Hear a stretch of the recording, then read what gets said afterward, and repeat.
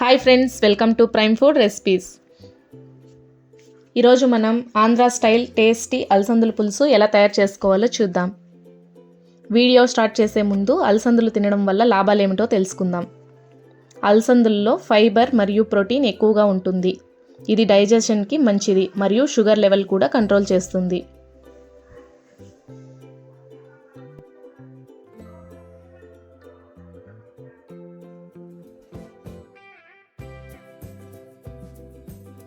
ముందుగా దీనికి కావాల్సిన పదార్థాలు: 1/2 kg అలసందులు వలిచి ఒక గిన్నెలోకి తీసుకోవాలి. తర్వాత ఒక ఎర్రగడ్డ, ఒక తెల్లగడ్డ, కొంచెం చింతపండు, 2 టమోటాలు, 3 రెమ్మల కరివేపాకు, 3 స్పూన్ల కారం, కొంచెం పసుపు, 1/2 స్పూన్ ఉద్దిపప్పు, 1/2 స్పూన్ పచ్చెనిపప్పు, కొంచెం జీలకర్ర, 1/2 స్పూన్ ఆవాలు, 2 స్పూన్లు సాల్ట్. ఫస్ట్ చింతపండును కడిగి నానబెట్టుకోవాలి. ఇప్పుడు ఒక ప్యాన్ పెట్టుకొని అందులోకి అలసందులు, 2 గ్లాసులు నీళ్లు, 1/2 స్పూన్ రాళ్ళుప్పు వేసి ప్లేట్ క్లోజ్ చేసి 15 నిమిషాలు ఉడకబెట్టుకోవాలి. ఉడుకుతున్న టైంలో కూరగాయలన్నిటినీ వీడియోలో చూపించినట్లుగా కట్ చేసి పెట్టుకోవాలి.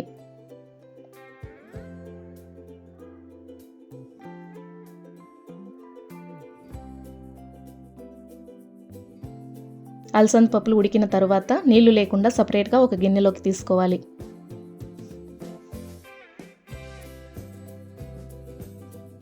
తర్వాత ఒక ప్యాన్ పెట్టుకొని అందులోకి 3 స్పూన్లు ఆయిల్ వేసి ఆయిల్ వేడయ్యాక ముందుగా చూపించిన పోపు దినుసులు వేసి లైట్గా ఫ్రై చేసుకోవాలి.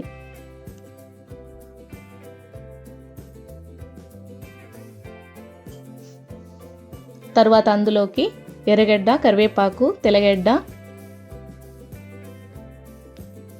పసుపు, 2 స్పూన్లు సాల్ట్ వేసి పచ్చివాసన పోయేంత వరకు ఫ్రై చేసుకోవాలి.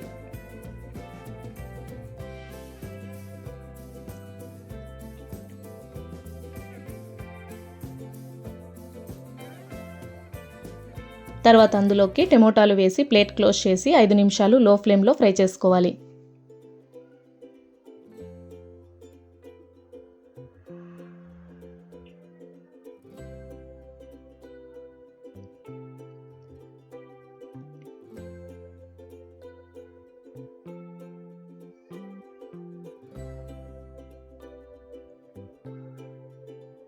తర్వాత అందులోకి 3 స్పూన్లు కారం వేసి బాగా ఫ్రై చేసుకోవాలి.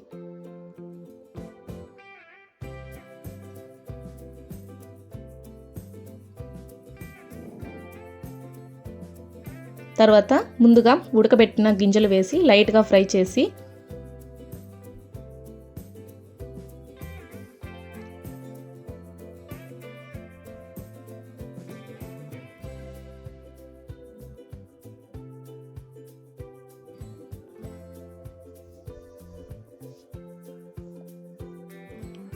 ప్లేట్ క్లోజ్ చేసి 5 నిమిషాలు లో ఫ్లేమ్లో ఫ్రై చేసుకోవాలి.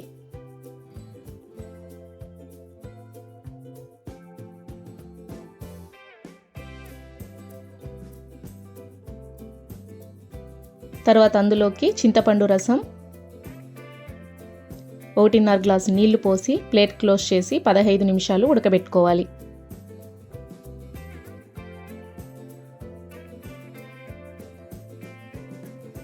తర్వాత ఒక బౌల్లోకి తీసుకొని సర్వ్ చేసుకుంటే టేస్టీ అలసందుల పులుసు రెడీ. దీన్ని వేడివేడి అన్నంతో తింటే చాలా బాగుంటుంది. వీడియో నచ్చితే లైక్, షేర్ అండ్ సబ్స్క్రైబ్ చేసుకోండి. ఇంకో రుచికరమైన రెసిపీతో మళ్ళీ కలుద్దాం. Thanks for watching.